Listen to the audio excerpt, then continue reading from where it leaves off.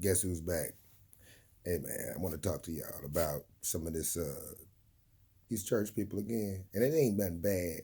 It's just about uh some of the things that go on in church. You know, I was talking to some pastors the other day, and I was looking and kind of observing too some different televangelists.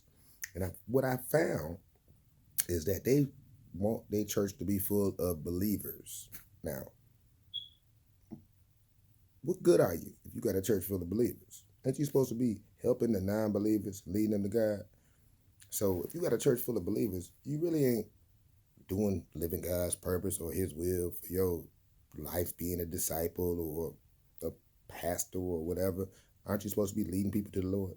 Non-believers. So if you would have a church full of believers, they just clapping and happy, you know, they living in the Lord's light and got the Holy Ghost, you know, they Holy Ghost filled and all of that, and they just clapping and loving your sermon, but you ain't really bringing nobody to the Lord, non-believers, then are you really living a Christian filled life? Ask yourself that. See what I'm saying? It's a lot of these hypocrites out here. So, you know, and then all y'all believers want to sit up front. The hell y'all sitting up front for? Y'all supposed to be already receiving the fruits of the Lord, right? And you blocking the view of the pastor from the non-believers in the back that's trying to get a message and learn something. See what I'm saying? So, and then looking at niggas funny when you come in smelling like liquor and weed. Nigga, we just had a long night, getting high, drunk, woke up mad and broke, saw shit, TD Jakes on the phone, on the TV or something, and got all self-conscious and went to church. Tell the truth. I know crackheads that do that every Sunday. Wake up Sunday morning, broke than a motherfucker, mad in the bitch, can't go home, so they go to church. Church started at 10, they wind up showing up at 10:45 while the pastor talking. You got the deaconesses at the door, mad and the motherfucker won't let them in. Niggas is scratching their arms and shit, talking about I need a hit of the Lord, and y'all motherfuckers talking about the pastor speaking. You can't come in till the break. Till the break, nigga. Come on, cuz. Let them niggas in the door.